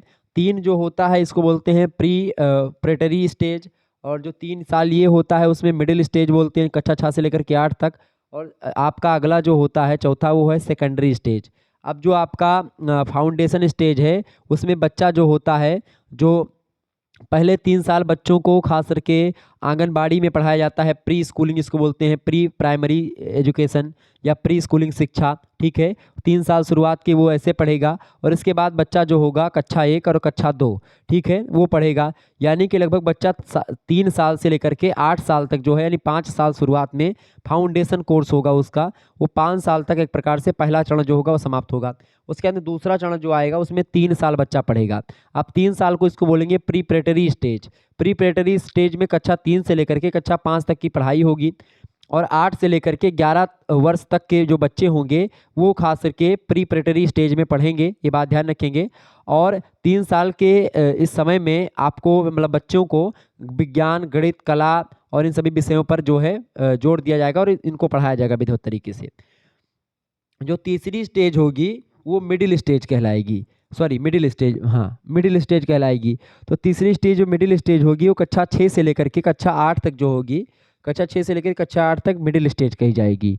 और इसमें खास करके 11 से 14 साल के जो बच्चे होंगे उनको कवर किया जाएगा, और 3 साल ये भी पढ़ाया जाएगा। और इसमें खास करके कुछ विशेष कौशल या विशेष स्किल से रिलेटेड शिक्षा दी जाएगी। इसमें स्किल डेवलपमेंट पर फोकस किया जाएगा मिडिल स्टेज में कक्षा 6 से 8 के बच्चों को। फिर उसके बाद में आएगी सेकेंडरी स्टेज, ठीक है, कक्षा 8 से लेकर के कक्षा 12, 4 साल, ठीक है। इसमें कक्षा 9 से लेकर के कक्षा 12 तक की जो पढ़ाई होगी वो खास करके सेकेंडरी स्टेज में होगी, क्योंकि 8 तक आप यहीं पढ़ चुके होंगे। कक्षा 9 से लेकर के कक्षा 12 तक, यानी 9, 10 और 11, 12, ये जो क्लास होगा आप 14 साल से लेकर 18 साल तक जो है होते होते आप इंटर पास कर जाएंगे। तो इस प्रकार से 4 साल में आप जो है ये कोर्स आपका कंप्लीट होगा, और सेकेंडरी स्टेज आपका जब समाप्त हो जाएगा उसके बाद में फिर आप जो है किसी विषय से आप जो है मान लेते हैं आप बीए करें, बीएससी करें, बीकॉम करें, जो भी आप करना चाहें वो आप कर सकते हैं। क्लियर। तो ये थी नई शिक्षा नीति के बारे में जो मैंने आपको बताया, राष्ट्रीय शिक्षा नीति।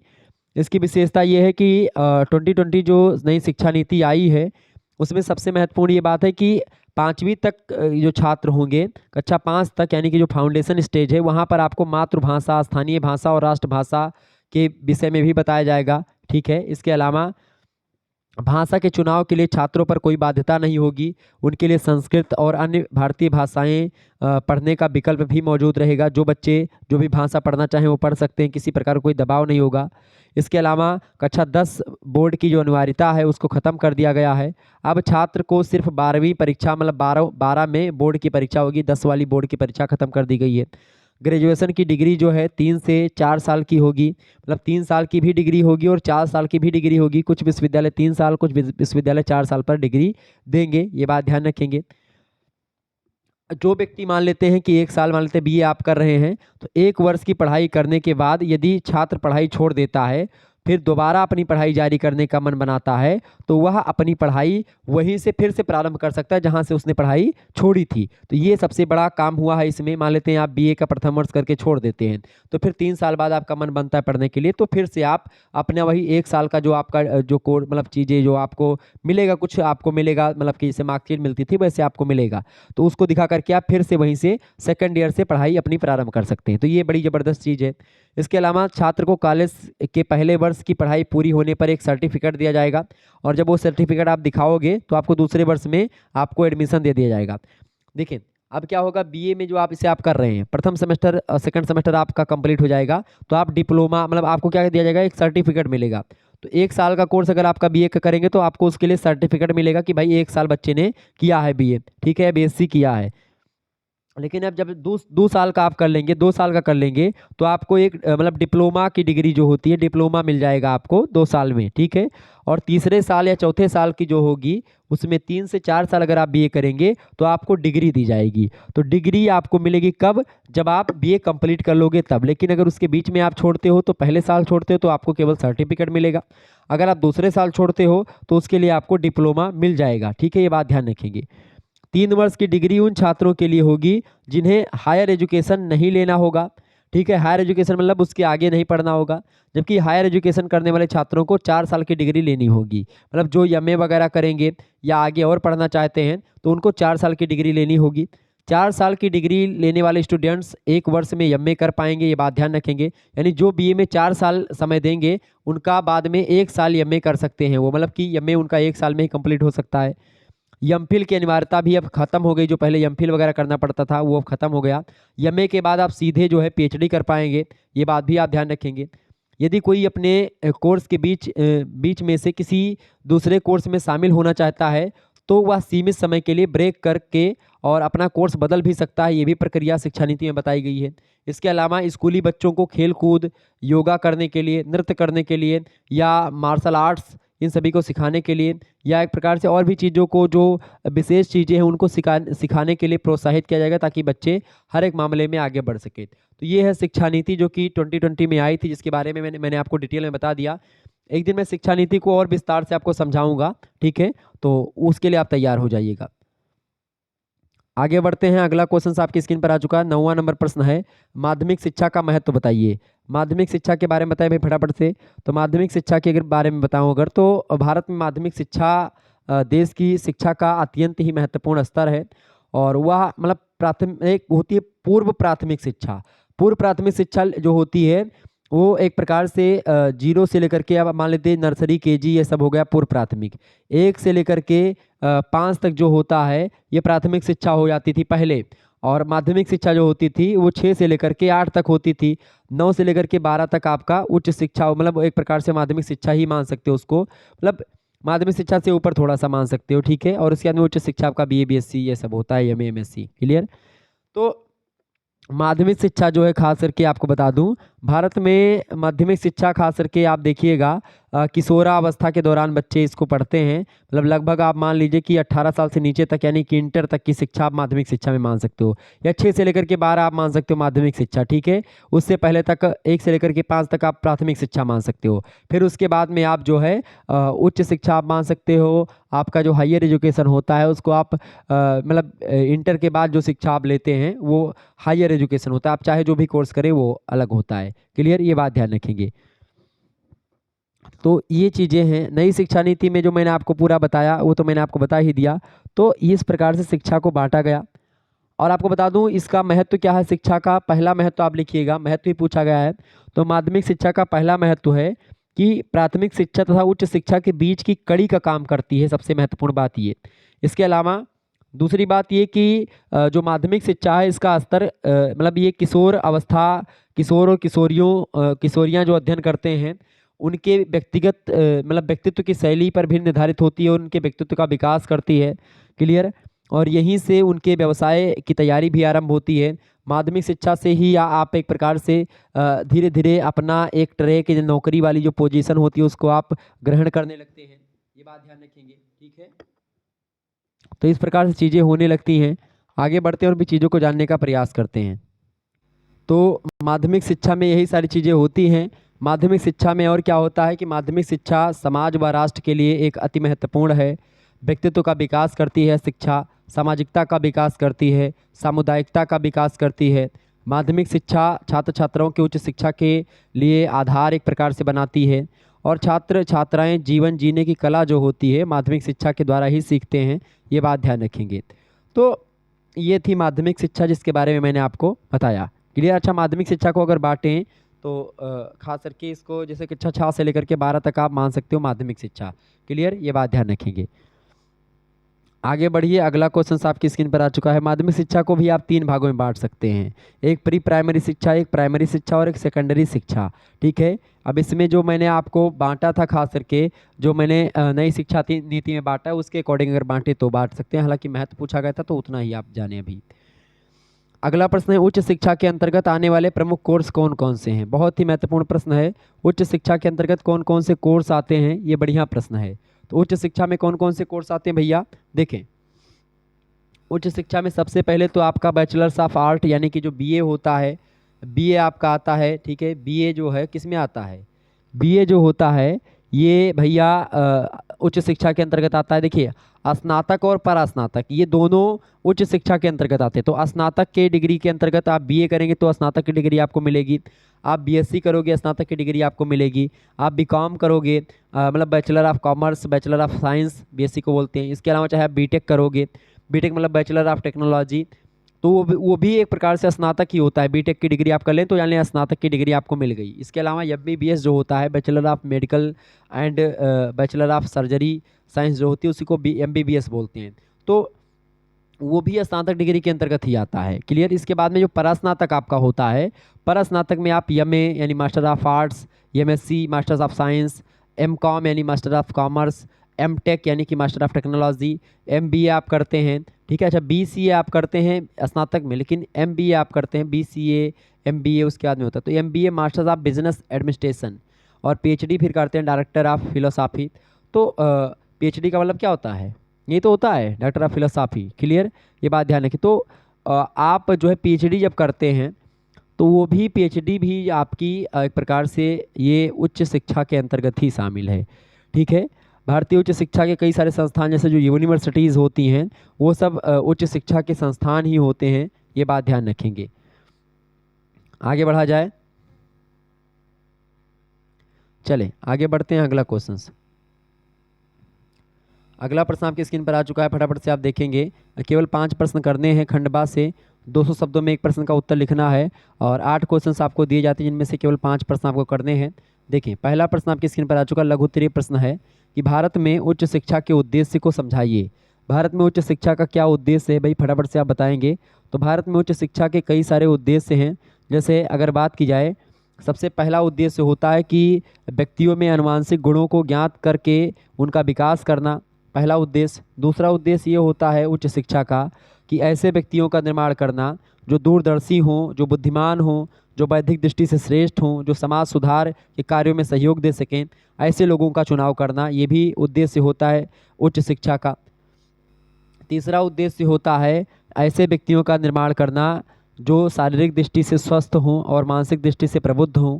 इसके अलावा ऐसे विवेकशील नागरिक तैयार करना उच्च शिक्षा का उद्देश्य होता है जो प्रजातंत्र को, लोकतंत्र को सफल बनाने के लिए शिक्षा का प्रचार प्रसार करें, ज्ञान की सदैव खोज करें, व्यवसाय का प्रबंध करें, देश में भौतिक अभावों की पूर्ति करें।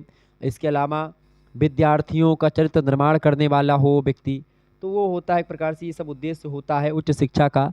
ऐसे नवयुवकों का निर्माण करना उच्च शिक्षा का उद्देश्य होता है जो अपनी सांस्कृतिक विरासत का संरक्षण कर सकें, ठीक है, और उस संस्कृति के विकास में योगदान दे सकें।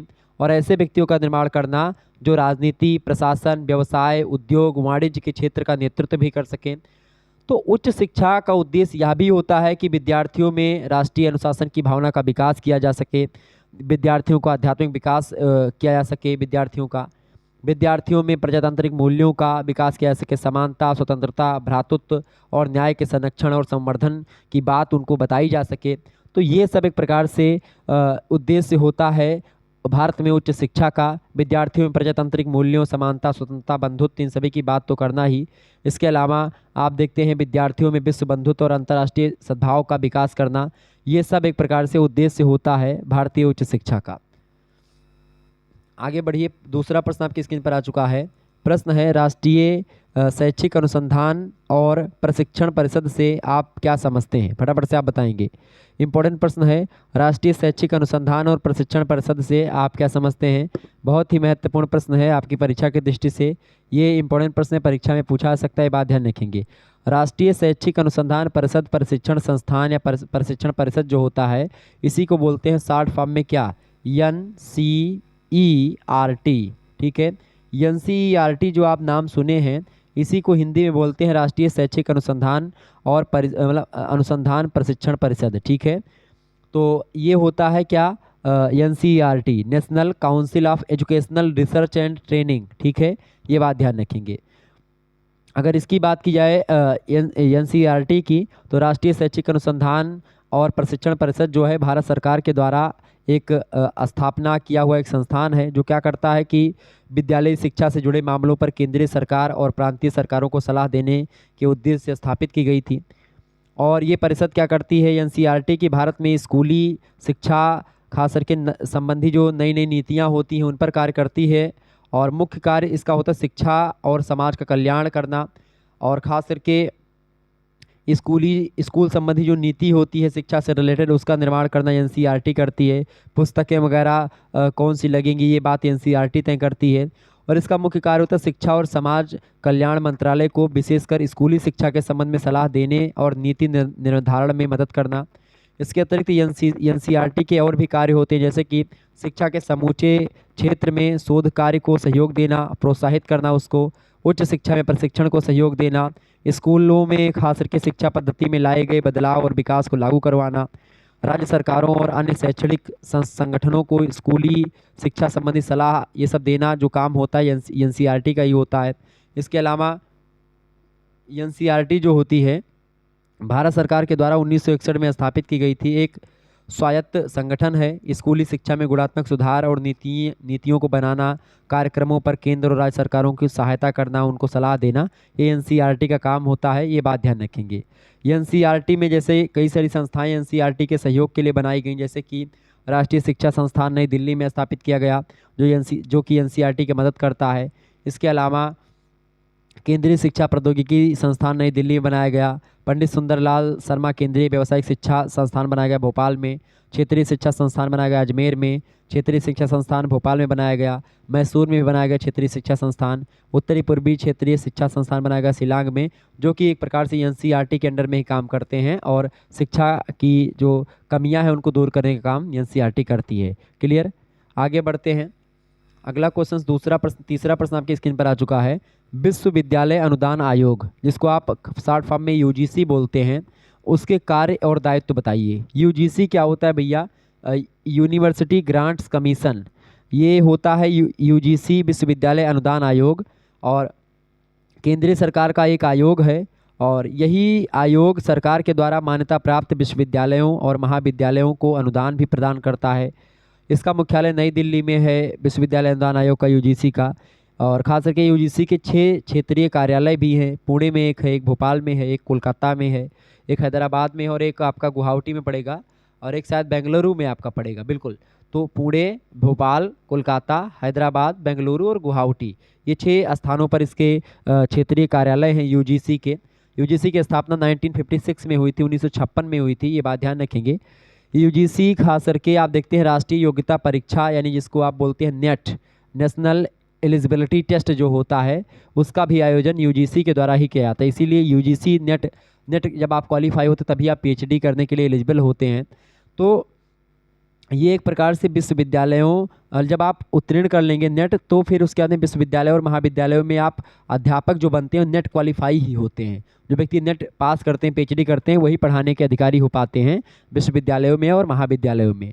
भारतीय संसद के द्वारा 1956 ईस्वी में एक अधिनियम बना करके विश्वविद्यालय अनुदान आयोग की स्थापना करी गई थी। और ख़ास करके आपको बता दूं कि विश्वविद्यालय अनुदान आयोग अधिनियम की धारा 52 के अधीन विश्वविद्यालय अनुदान आयोग यूजीसी के कार्य बताए गए हैं। और ख़ास करके आपको बता दूं कि विश्वविद्यालय अनुदान आयोग के 9 सदस्य होते हैं, जिनमें सरकार के द्वारा मनोनीत विश्वविद्यालय मतलब विश्वविद्यालय के जो उपकुलपति होते हैं उनकी संख्या अधिकतम 3 होती है। 3 उपकुलपति होती है 9 सदस्यों में से, जो कि विभिन्न विश्वविद्यालयों से रिटायर होते हैं उपकुलपति, या उस विश्वविद्यालय के उपकुलपति होते भी हैं तब भी। और देश की विश्वविद्यालय शिक्षा के अनुरूप ज्ञान और निष्पक्षता के आधार पर इसका चुनाव होता है विश्वविद्यालय अनुदान आयोग के सदस्यों का।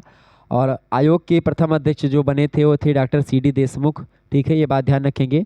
तो विश्वविद्यालय अनुदान आयोग के कार्य की अगर बात की जाए तो विश्वविद्यालय शिक्षा के विकास कार्यक्रमों पर सुझाव देता है यूजीसी, विश्वविद्यालयों की आर्थिक आवश्यकताओं का आकलन करता है, आवश्यक आर्थिक सहायता भी देता है महाविद्यालयों और विश्वविद्यालयों को, यूनिवर्सिटी को और कॉलेजेस को। इसके अलावा 5 साल में एक बार विश्वविद्यालयों का निरीक्षण करता है और उन्हें आवश्यकता अनुसार सुझाव देता है। तो ये सब विश्वविद्यालय अनुदान आयोग के कार्य होते हैं। इसका दायित्व ये होता है कि खास करके शैक्षिक स्तर का निर्धारण करना, उसे बनाए रखने के सुझाव देना विश्वविद्यालय अनुदान आयोग का ये दायित्व होता है। इसके अलावा विश्वविद्यालय शिक्षा के स्तर के संबंध में उनसे तथा अन्य संस्थाओं से परामर्श लेना, आवश्यक कदम उठाना उस संदर्भ में, ये सब काम होता है। विश्वविद्यालयों की परीक्षा और अनुसंधान कार्यों का स्तर ऊंचा उठाने और उसमें समन्वय लाने के लिए समुचित व्यवस्था करना, विश्वविद्यालय में परस्पर समन्वय और सहयोग बढ़ाने की समुचित उपाय करना, व्यवस्था करना, ये सब काम यूजीसी का ही होता है। ठीक है, यूनिवर्सिटी ग्रांट कमीशन का होता है। आगे बढ़ते हैं और भी चीज़ों को जानने का काम करते हैं। अगला क्वेश्चन आपकी स्क्रीन पर आ चुका है। चौथा नंबर प्रश्न है, बहुत ही महत्वपूर्ण प्रश्न है। प्रश्न है राष्ट्रीय अध्यापक शिक्षा परिषद, जिसको आप बोलते हैं NCTE, यानी कि national council for teacher education. National council for teacher education की अगर बात की जाए तो ये एक प्रकार से राष्ट्रीय शिक्षक शिक्षा परिषद जो है भारत सरकार की एक संस्था है और इसकी स्थापना राष्ट्रीय शिक्षक शिक्षा परिषद अधिनियम के द्वारा 1993 के अंतर्गत ये 17 अगस्त 1955 ईस्वी में NCTE की स्थापना की गई थी। और इसका उत्तरदायित्व था कि भारतीय शिक्षा प्रणाली के मानक प्रक्रियाएं और धाराओं की स्थापना की जाए और ख़ास करके ताकि जो टीचर हैं उनके लिए भी व्यवस्था की जाए, टीचर को प्रशिक्षित करने के लिए। क्योंकि क्या हुआ कि तो ये ध्यान रखेंगे इन सभी चीज़ों को। ठीक है, और राष्ट्रीय शिक्षक शिक्षा परिषद के कई सारे कार्य हैं, जैसे कि ये इस परिषद का मुख्य कार्य है और अहम कार्य ये होता है कि कोई टीचर है टीचर शिक्षा के क्षेत्र में अध्ययन कर केंद्रीय सरकारों, प्रांतीय सरकारों और यूजीसी को सलाह प्रदान करती है। और शिक्षक शिक्षा के संबंध में नीति नियमों का निर्धारण करती है। इसके अलावा जो ये संस्था है खास करके ये मतलब ये संस्था है एनसीटी, ये खास करके क्या करती है, समय समय पर सामाजिक गतिविधियों, आवश्यकताओं के अध्ययन का पाठ्यक्रम को नवीन रूप प्रदान करने का काम करती है। इसके अलावा जो टीचर के लिए एजुकेशन का काम करती है, मतलब टीचर को प्रशिक्षण देना हुआ, टीचर को ट्रेनिंग देने की बात होती है, ये सब एक प्रकार से यही करती है, ये बात ध्यान रखेंगे।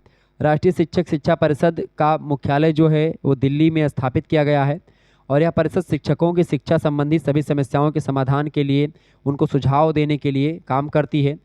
इस परिषद का निर्माण 55 सदस्यों के साथ हुआ था, जिसके अध्यक्ष, उपाध्यक्ष और सचिव भी शामिल हैं। कुल मिलाकर के 55 सदस्य होते हैं, जिनमें अध्यक्ष, उपाध्यक्ष और सचिव भी शामिल होते हैं। कार्यकाल 4 साल का होता है इनके सदस्यों का, और जो सचिव, अध्यक्ष और उपाध्यक्ष होते हैं इनका 4 साल का मतलब होता है काम, जबकि जो अन्य सदस्य होते हैं वो 2-2 साल के लिए इसमें नियुक्त किए जाते हैं, ये बात ध्यान रखेंगे। और राष्ट्रीय अध्यापक शिक्षा परिषद का मुख्यालय नई दिल्ली में है और भोपाल, भुवनेश्वर, बेंगलुरु, जयपुर में इसकी क्षेत्रीय समितियां हैं जो कि काम कर रही हैं। क्लियर, ये बात ध्यान रखेंगे।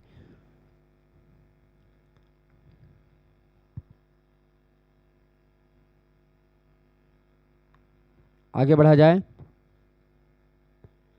आगे बढ़ते हैं और अगला क्वेश्चन आपकी परीक्षा की दृष्टि से बहुत ही महत्वपूर्ण है, ये बात ध्यान रखेंगे। ओके, अच्छा, अभी शिक्षा शास्त्र का मैंने मॉडल पेपर दिया कि नहीं दिया, इस बात को लेकर के मॉडल पेपर ऑब्जेक्टिव का दिया है कि नहीं दिया है? अगर नहीं दिया होगा तो मैं दे दूंगा कुछ दिनों में, ठीक है, ये बात ध्यान रखेंगे। चले, तो ये सब आपका क्या है भाई, यही सब है आपका एक प्रकार से राष्ट्रीय अध्यापक शिक्षा परिषद, मतलब ये अध्यापकों की ट्रेनिंग के लिए बनाया गया है, ताकि अध्यापक जो हैं वो अच्छे तरीके से अध्यापक को क्या जानना चाहिए, ताकि वो बच्चों को अच्छे तरीके से समझ पाएँ, जान पाएँ और उसके बाद में फिर आगे को कार्यों को कर पाएँ। तो ये सब होते हैं राष्ट्रीय शिक्षा, मतलब राष्ट्रीय शिक्षक शिक्षा परिषद के कार्य जो मैंने आपको बताए, ठीक है।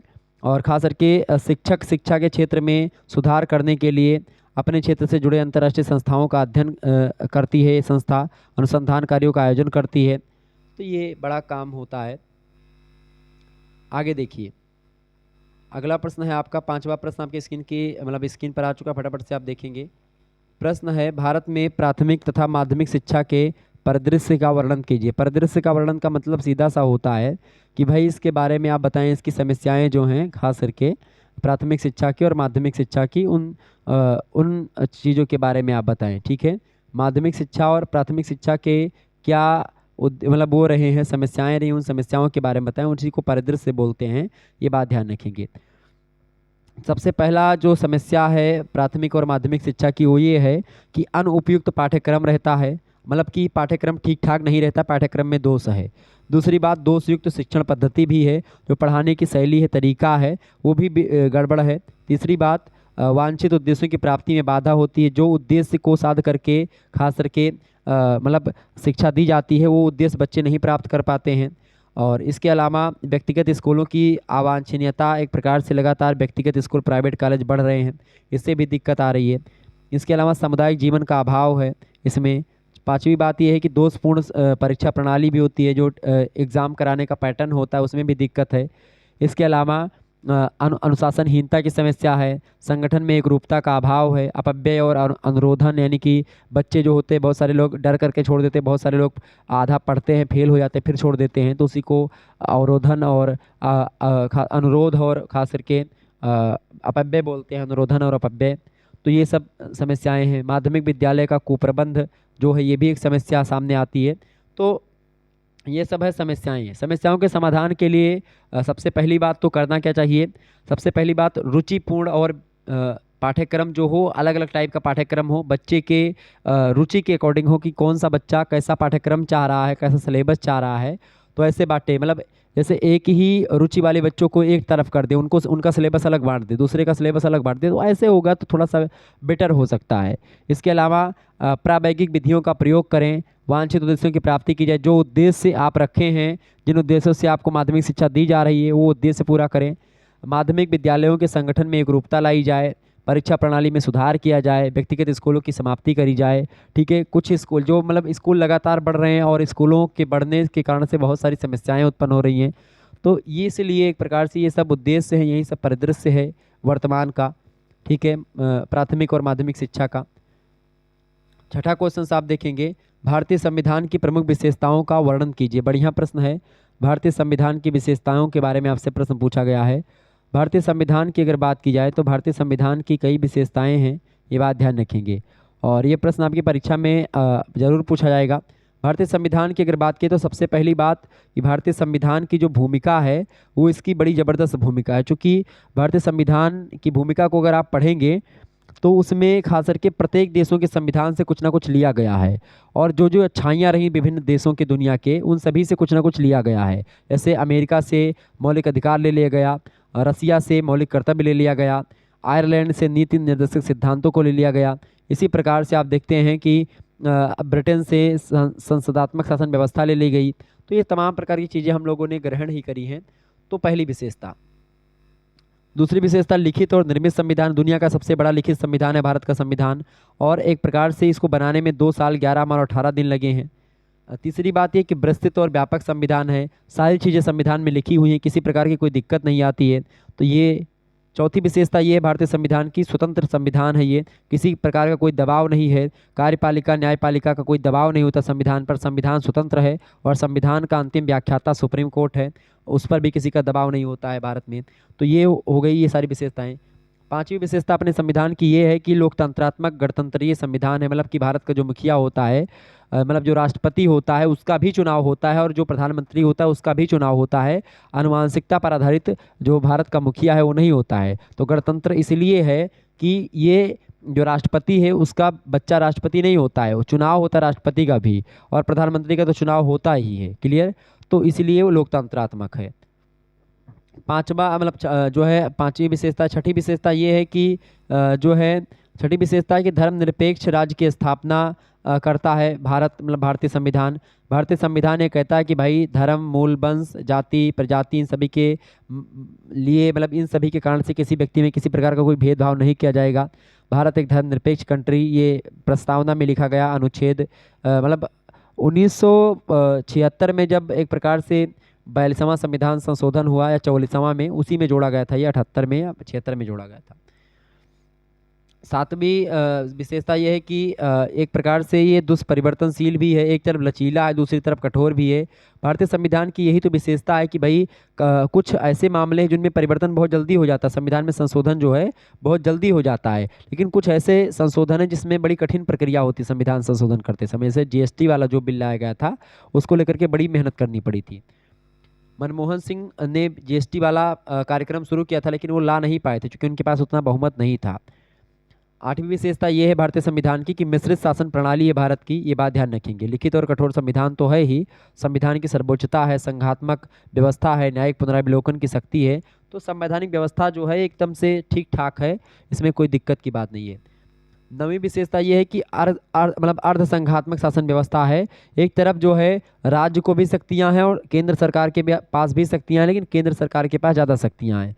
इसके अलावा शक्तिशाली विधायिका है, संसद जो है पावरफुल है, संसद का जो मुखिया होता है वही प्रधानमंत्री होता है भारत में। मौलिक अधिकारों का समावेश किया गया है, नीति निर्देशक तत्वों का समावेश किया गया है, लोकप्रिय संप्रभुता की बात की गई है भारत में, भारतीय संविधान में। स्वतंत्र न्यायपालिका है, न्यायिक पुनरावलोकन की शक्ति है, इकहरी नागरिकता है भारत में, मतलब भारत का नागरिक आप हैं, बस उत्तर प्रदेश के आप नागरिक नहीं हैं, आप बिहार के नागरिक नहीं हैं, आप बिहार के निवासी हैं, आप यूपी के निवासी हैं, ठीक है, आप नागरिक केवल भारत के हैं, ये बात ध्यान रखेंगे। जबकि अमेरिका में दोहरी नागरिकता, लेकिन भारत के संविधान की विशेषता की इकहरी नागरिकता है।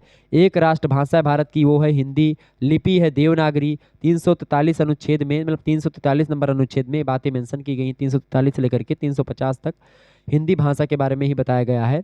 और इसके अलावा सबसे मेन बात जो है भारतीय संविधान की वो ये अच्छी लगती है कि अल्पसंख्यक जो है यानी मुस्लिम, जो ईसाई, सिख, इन सभी के लिए भी व्यवस्था शिक्षा को लेकर के चाहे बात की जाए, चाहे उनको आगे बढ़ाने के लिए, तो अल्पसंख्यकों और पिछड़ों को संरक्षण प्रदान करती है भारतीय संविधान, और लोक कल्याणकारी राज्य की संकल्पना प्रस्तुत करती है भारत के समक्ष। तो ये कई सारी विशेषताएं भारतीय संविधान की। 7वां प्रश्न ये है, अनौपचारिक शिक्षा के गुण दोषों को समझाइए।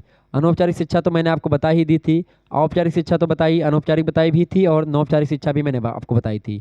तो दोष क्या है और गुण क्या है? सबसे पहली बात, अनौपचारिक शिक्षा जानते हैं क्या होती है? शिक्षा का व्यापक रूप होता है जब तक बच्चा मतलब जन्म लेने से लेकर के और मृत्यु पर्यंत तक शिक्षा चलती रहती है, किसी प्रकार की संस्था की जरूरत नहीं पड़ती है। शिक्षक, पाठ्य पुस्तक, इन सभी की कोई शिक्षण विधि की आवश्यकता इसमें नहीं होती है अनौपचारिक शिक्षा में, ये बात भी ध्यान रखेंगे। और अनौपचारिक शिक्षा जीवन के अत्यंत निकट होती है, इसके द्वारा चरित्र का निर्माण, स्वाभाविक विकास, ये सब होता है व्यक्ति का। अनौपचारिक शिक्षा के साधन में खास करके मतलब असीमित होते हैं, कोई भी माध्यम हो, कहीं से भी आप शिक्षा ग्रहण कर ले, वो शिक्षा का माध्यम मतलब अनौपचारिक शिक्षा आप कहीं से सीख सकते हैं। आप कहाँ से सीख सकते हैं भाई? कहीं पर आप खेल खाल रहे हैं वहाँ से आप सीख सकते हैं, कहीं किसी स्थान पर आप गए हैं, परिवार से आप सीखते हैं अपने, ठीक है, क्रीड़ा समूह से आप सीखते हैं, आप जो है कहीं पर गए हैं या किसी चीज़ को आपने देखा वहाँ सीखते हैं, समुदाय से, मित्र मंडली से, अपने समाज से, धर्म से, प्रकृति से, खेल के मैदान से, आप जहाँ पर जाते हैं तहाँ पर सीखते हैं। जब से पैदा हुए हैं और जब तक मर नहीं जाएंगे तब तक सीखते रहेंगे, वो शिक्षा अनौपचारिक होती है। शिक्षा का व्यापक रूप होता है अनौपचारिक, ठीक है, ये बात ध्यान रखेंगे। इसका दोष ये है भैया शिक्षा का, तो गुण तो मैंने आपको बताए भी थे, दोष ये है अनौपचारिक शिक्षा का कि इसका दोष क्या है? इसका दोष ये है कि अनौपचारिक शिक्षा में शिक्षा की कोई पूर्व योजना नहीं होती है, मतलब ये अनकुतुआ चलती है, कोई इसमें नियम कायदा नहीं काम करता है, पहला दोष। दूसरा दोष ये है कि सीखने की प्रक्रिया में समय अधिक लगता है इसमें, क्योंकि समय का कोई बाउंडेशन होता नहीं तो समय ज़्यादा लगता है अनौपचारिक शिक्षा सीखने में। तीसरी बात ये कि अनौपचारिक शिक्षा अव्यवस्थित होती, कोई व्यवस्थित नहीं होती, कोई सिस्टमेटिकल वे नहीं होता इसका। चौथी विशेषता ये मतलब चौथा दोष ये है इसका कि अनौपचारिक शिक्षा के साधन असंगठित होते हैं, किसी प्रकार का कोई संगठन नहीं होता इनके साधनों में, अनकुतुआ साधन होते हैं, जहाँ पर भी गए तहीं पर सीख लिया। तो एक प्रकार से ये इसके दोष भी हैं और इसकी विशेषताएं भी हैं। तो ये हो गया इसका उत्तर। 8वां क्वेश्चन ये है भाई कि वैदिक कालीन शिक्षा का अर्थ और उद्देश्य क्या है, बताएं। फटाफट से आप बताने का काम करेंगे, बहुत ही महत्वपूर्ण प्रश्न है। वैदिक कालीन शिक्षा का अर्थ और क्या पूछा गया है आपसे? उद्देश्य पूछा गया वैदिक कालीन शिक्षा का। तो वैदिक कालीन शिक्षा का अर्थ और उद्देश्य क्या होगा, फटाफट से आप लोग बताने का काम करेंगे, बहुत ही महत्वपूर्ण प्रश्न है। वैदिक कालीन शिक्षा का क्या पूछा गया? अर्थ, और पूछा गया आपसे उद्देश्य, ठीक है। तो वैदिक कालीन शिक्षा में आपको सभी को पता होगा कि भाई शुरुआती जो शिक्षा थी उसमें गुरुकुल में हुआ करती थी। वैदिक कालीन शिक्षा जो थी खास करके शुरुआत में अगर आप देखिएगा प्राचीन भारतीय ज्ञान परंपरा या वैदिक कालीन साहित्य में शिक्षा शब्द के कई अर्थ लगाए जाते थे। शिक्षा का मतलब विद्या होता था, ज्ञान होता था, विनय हुआ करता था। चूँकि वैदिक कालीन शिक्षा के अर्थ को स्पष्ट करते हुए एक व्यक्ति हैं डॉक्टर अल्तेकर, उन्होंने कहा कि शिक्षा प्रकाश का वह स्रोत है जो जीवन के विभिन्न क्षेत्रों से हमारा पथ प्रदर्शन करती है। शिक्षा के संदर्भ में यह कहा जा सकता है कि सा विद्या या विमुक्तये, मतलब विद्या के द्वारा मुक्ति की प्राप्ति होती है। ये वेदों में बातें कही गई है। मतलब कि वैदिक कालीन शिक्षा का तात्पर्य उस प्रक्रिया अथवा उस अंतर ज्योति से होता था जो मनुष्य को आत्मिक शांति प्रदान करने या कराने के साथ ही उसके व्यक्तित्व और उसके चौतरफा मतलब व्यक्ति का विकास ही करती थी शिक्षा या विद्या। तो उस प्रकार की विद्या की बात होती थी। वास्तव में विद्या को मनुष्य का तीसरा नेत्र भी माना गया है वेदों में, और ज्ञानम तृतीयम मनुष्य नेत्रम, ये बात बताई गई है, भारतीय पुराणों में लिखा है। चूँकि ज्ञान के द्वारा मनुष्य जीवन की वास्तविकताओं को समझता है, जानता है, परखता है, और ज्ञान के द्वारा ही जो व्यक्ति होता है आध्यात्मिक और भौतिक उन्नति के मार्ग पर आगे बढ़ता है और दिन प्रतिदिन नित्य नई ऊंचाइयों को छूता है। इसके द्वारा ही आप देखते हैं शिक्षा के द्वारा विनय आता है, ठीक है, विद्या ददाति विनयम, विद्या से विनय की प्राप्ति होती है, पात्रता आती है, संपत्ति भी आप शिक्षा के द्वारा ही प्राप्त करते हैं आज के जीवन में, सुख की अनुभूति भी आपको शिक्षा के द्वारा ही होती, चूँकि कहा गया कि अलसस्य कुतो विद्या, आविद्यस्य कुतो धनम, आधनस्य कुतो मित्रम, आमित्रस्य कुतो सुखम।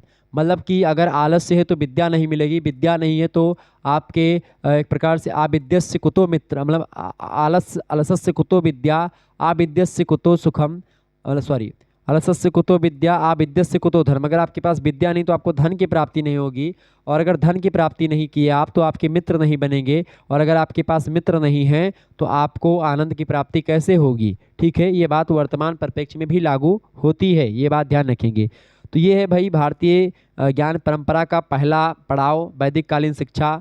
2500 ईसा पूर्व से लेकर के 500 ईसा पूर्व तक की शिक्षा, खास करके 500 ईसा पूर्व तक जो शिक्षा पढ़ाई गई वो वैदिक कालीन शिक्षा थी। गुरु शिष्य हुआ करते थे। और वैदिक कालीन शिक्षा का उद्देश्य की अगर बात की जाए तो इसका उद्देश्य ये था कि ईश्वर भक्ति और धार्मिक विकास इसमें बच्चे करते थे। चरित्र का निर्माण होता था, व्यक्तित्व का विकास होता था, सामाजिक कुशलता का विकास इस शिक्षा को पढ़ने के बाद में होता था। संस्कृति का संरक्षण और प्रसार करना इस शिक्षा का उद्देश्य होता था। जीविकोपार्जन का संरक्षण और प्रसार करने का उद्देश्य ध्यान में रख करके वैदिक कालीन शिक्षा बच्चों को दी जाती थी। गुरुकुल व्यवस्था में पढ़ते थे बच्चे, यज्ञोपवीत धारण करते थे, उसके बाद में पढ़ते थे। गुरु शिष्य का संबंध भी बड़ा अच्छा होता था। छात्र गुरु जी के यहाँ पर जाते थे, वहीं पर गुरुकुल में रहा करते थे, भिक्षा मांगते थे, लकड़ी काट करके लाते थे, भोजन बनता था, सभी लोग खाते थे वहीं पर, और कुछ वर्षों तक शिक्षा ग्रहण करते थे। और जब शिक्षा ग्रहण मतलब शिक्षा पढ़ करके लौटते थे, फिर उसके बाद में सारी चीज़ें मतलब घर पर आते थे, फिर गृहस्थ आश्रम का जीवन उनका प्रारंभ होता था। ठीक है, तो जो मतलब आपका ब्रह्मचर्य आश्रम है और ब्रह्मचर्य का पालन बच्चे करते थे वैदिक कालीन शिक्षा को प्राप्त करते समय। तो ये बड़ी ज़बरदस्त व्यवस्था थी। तो ये वैदिक कालीन शिक्षा का अर्थ और उद्देश्य मैंने बताया आपको। केवल 2 प्रश्न आपको करने हैं, कहाँ से खंडसा से। 500 शब्दों में एक प्रश्न का उत्तर आपको लिखना है, ये बात ध्यान रखेंगे। ठीक है, पहला प्रश्न है भैया, मूल्यों से आप क्या समझते हैं? वर्तमान समय में मूल्य शिक्षा की क्या आवश्यकता है, बताएं। बहुत ही महत्वपूर्ण प्रश्न है, इस पर हम चर्चा करेंगे। दूसरा प्रश्न है, शिक्षा के उद्देश्यों को प्रभावित करने वाले कारकों का विस्तार से मतलब कारकों के बारे में विस्तार से बताएं, चर्चा करें इस पर। इस प्रश्न पर भी विस्तार से मैं चर्चा कर दूंगा। तीसरा प्रश्न है, शिक्षा के अभिकरण से क्या तात्पर्य है और इसके विभिन्न प्रकारों को स्पष्ट कीजिए। बहुत ही जबरदस्त प्रश्न है, परीक्षा में 2 साल से लगातार आ रहा है। अगला प्रश्न है, सामाजिक परिवर्तन हेतु सतत शिक्षा यानी कि जो सस्टेनेबल एजुकेशन है उसकी रूपरेखा पर एक लेख लिखिए। बहुत ही महत्वपूर्ण प्रश्न है। तो ये सब प्रश्न आपकी परीक्षा में पूछे जा सकते हैं, ध्यान रखेंगे। और भी मॉडल पेपर मैं लाऊंगा, लेकिन एक बात मैं और आपको यहाँ पर बताना चाहता हूँ कि अगर आप लोग जो है पढ़ना चाहते हैं, PDF नोट्स वगैरह आपको प्राप्त करना चाहते हैं, या फिर एक प्रकार से हिंदी का कोर्स लेना है आपको, हिंदी के कोर्स में आपको सारी चीज़ें उपलब्ध करवाई जाती हैं, हर एक सब्जेक्ट उसी में आपको पढ़ाया जाएगा। आप लोगों के कहने पर हिंदी का कोर्स लॉन्च किया गया था, तो अभी भी उस कोर्स में आप एडमिशन ले सकते हैं। मात्र और मात्र 100 रुपीज़ आप पे करके कोर्स को ले सकते हैं। बहुत ही कम प्राइस आप लोगों के कहने पर ही रखी गई है। 100 रुपये में आपको क्या क्या मिलेगा? सबसे पहली बात तो वीडियो लेक्चर आपको बहुत सारे मिल जाएंगे। ठीक है, वीडियोज़ लेक्चर मिल जाएंगे, हिंदी के भी और अन्य सब्जेक्ट के भी आपको मिलते रहेंगे। मेन कोर्स हिंदी का ही है, लेकिन उसमें ग्रुप में जब आपको जोड़ देंगे तो उसमें अगर जो एजुकेशन का बनेगा, या राजनीति शास्त्र का बनेगा, या फिर इकोनॉमिक्स का बनेगा, या फिर और भी सब्जेक्ट का जो भी बनेगा, जैसे कि मान लेते हैं होम साइंस से लेकर के, और मैं मतलब सारे सब्जेक्ट में पढ़ाता हूँ, तो सभी सब्जेक्ट का आपको वहाँ पर मिल जाएगा। मतलब वीडियो लेक्चर्स भी मिल जाएंगे, PDF नोट्स भी आपको मिल जाएंगे।